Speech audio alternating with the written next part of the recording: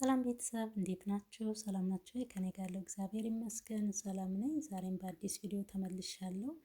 ለዚህ ቻናል አዲስ ከሆናችሁ ላይክ፣ ሼር፣ ሰብስክራይብ በማድረግ ቤተሰብ ትሆኑ ዘንድ በትህትና እጠይቃለሁ። ነባር ቤተሰቦች ሁልጊዜም ከጎኔ ሆናችሁ ስለምታበረታቱኝ እጅግ አድርጌ አመሰግናለሁ። አሁንም አብሮነታችሁ አይለኝ።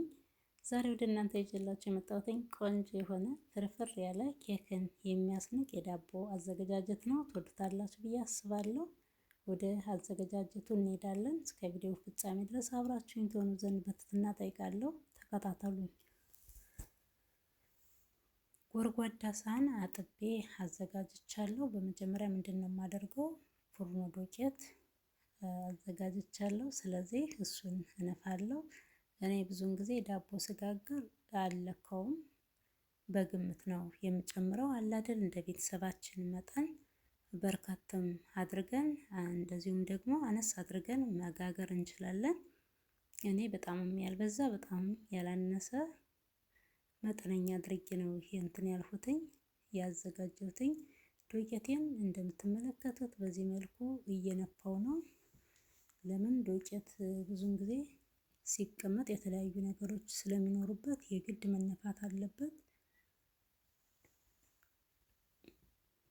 በዚህ መልኩ ዱቄቴን ነፍቻለሁ። አሁን እዚህ ጋር የሚያስፈልጉትን ግብአቶች ጨምራለሁ። ጨው፣ ቤኪንግ ፓውደር፣ ስኳር 3 ማንኪያ ነው የተጠቀምኩትኝ። እርሾ አድርጌ ጨምሬያለሁ። ስኳር እንዲሁም ጨው፣ ስኳር መጨመርም አለመጨመርም እንችላለን። እርሾ አንድ የሾርባ ማንኪያ ትንሽ አነስ ያለች ነች። በሷ አንድና ሩብ ነው የጨመርኩኝ። ስኳር 3 ማንኪያ ብያችኋለሁ። ጨው ግማሽ ነው የጨመርኩትኝ። ለምን ማንኪያ አነስ ያለች ስለሆነች። እንደዚህ አድርጌ እነዚህን ግብአቶች ከጨመርኩኝ በኋላ ውሃ ከመጨመሬ በፊት በደንብ አድርጌ በማንኪያው እቀላቅለዋለሁ። ለምን ውሃ ከጨመርኩበትኝ እንትን አይልም፣ በደንብ አይቀላቀልም። በደረቁ በደንብ አድርጌ እቀላቅለዋለሁ። እንደዚህ ከቀላቀልኩኝ በኋላ ትንሽዬ ዘይት ጨምርበታለሁ። ለምን ለስለስም ይላል። ሁለተኛ ነገር ደግሞ ስናቦካ እጃችንን አይዘንም። ዘይቴን ጨምሬያለሁ። በደንብ አድርጌ እሽት አድርጌ አቦካዋለሁ። ለምን ዳቦ እንደሚታወቀው መታሸት ይፈልጋል። የተወሰነ ፓርቱን ነው የማሳያችሁ። ለምን ቪዲዮውም እንዳይረዝም ስለምፈልግ። እንደምትመለከቱት እንደዚህ በዚህ መልኩ በደንብ አድርጌ እሽት እያደረኩት ነው። ውሃዬን ጠብ እያደረኩኝ እንዴት ቆንጆ የሆነ ኬክ የመሰለ የዳቦ አዘገጃጀት መሰላችሁ። ይኸው በዚህ መልኩ አብኩቼዋለሁ። እንደዚህ አድርጌ እሸፍነዋለሁ። በላስቲክ ከሸፈንኩኝ በኋላ እላዩ ላይ ንጹህ ፎጣ ለብሰዋለሁ። ለምን ሲሞቀው እንትን ተሎ ኮፍ እንዲልልኝ። ይኸው በዚህ መልኩ ሸፍኜ አስቀምጬዋለሁ።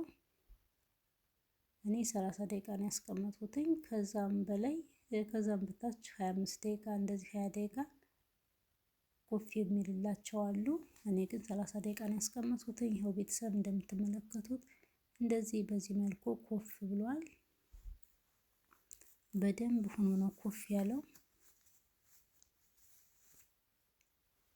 አሁን እንደዚህ ይሄንን እንትን ካልኩኝ በኋላ መጋገሬን አዘጋጃለሁ።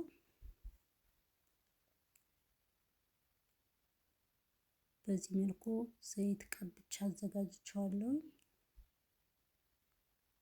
ዘይቴን በደንብ አድርጌ ከቀባው በኋላ ሊጤን እዚህ ላይ ጨምራለሁ። ሊጤን እንደዚህ ከጨመርኩኝ በኋላ በደንብ አድርጌ እንደዚህ እንትን እለዋለሁ፣ አስተካክለዋለሁ። ለምንድነው ቤተሰብ ስጨምር ያላሳየኋችሁ? በአንድ እጅ ካሜራ ስለሚይዝ አይመችም እንትን ለማለት፣ ለዛ ነው። ትረዱኛላችሁ ብዬ አስባለሁ። እኩል አድርጌ እንደዚህ ካስተካከልኩትኝ በኋላ በዚህ መልኩ እንትን እለዋለሁ፣ ከፋፍለዋለሁ። እኔ በእጅ ነው እንደዚህ ያደረኩትኝ። እናንተ በቢላም እንደዚህ ማድረግ ትችላላችሁ። እጅግ በጣም የሚጣፍጥ ኬክ የመሰለ የዳቦ አዘገጃጀት ነው።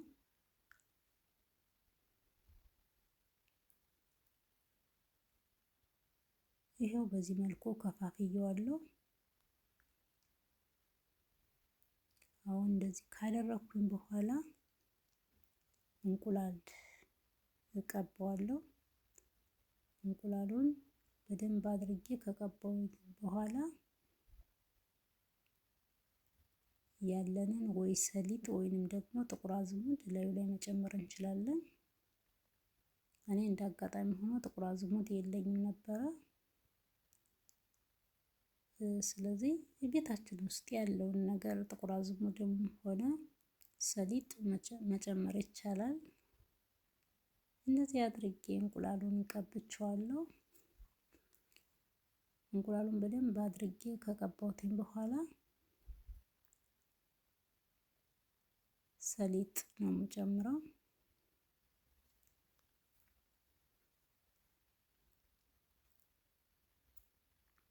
ሰሊጤን በጣም ሳላበዛም ሳላሳንስም መጠነኛ አድርጌ በዚህ መልኩ ጨምሬበታለሁ። እንደዚህ ከጨመርኩኝ በኋላ ኦቨን ውስጥ ጨምረዋለሁ።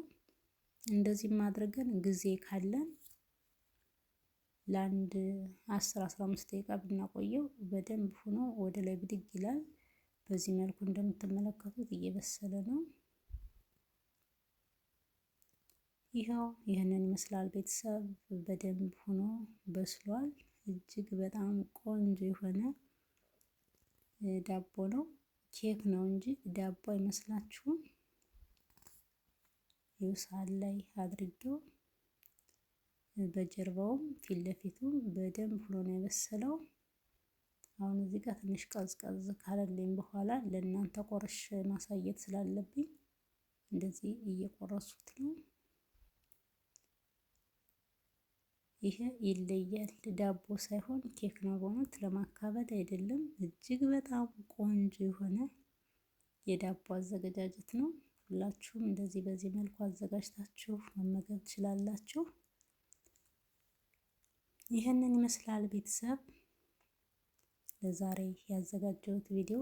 በቀጣይ በሌላ በአዲስ ቪዲዮ እስከምንገናኝ ድረስ በያላችሁበት እግዚአብሔር አምላክ ይጠብቃችሁ። ሰላም፣ ፍቅር፣ አንድነት፣ መተሳሰብ ለሀገራችን ኢትዮጵያ ያድልልን እያልሁኝ የዛሬውን እዚህ ላይ ያበቃው። እስከ ቪዲዮ ፍጻሜ ድረስ አብራችሁን ስለነበራችሁ እጅግ አድርጌ አመሰግናለሁ። ባይ ይህንን ቪዲዮ ሁላችሁም ላይክ፣ ሸር እንዲሁም ደግሞ ኮሜንት ማድረጋችሁን አትርሱ።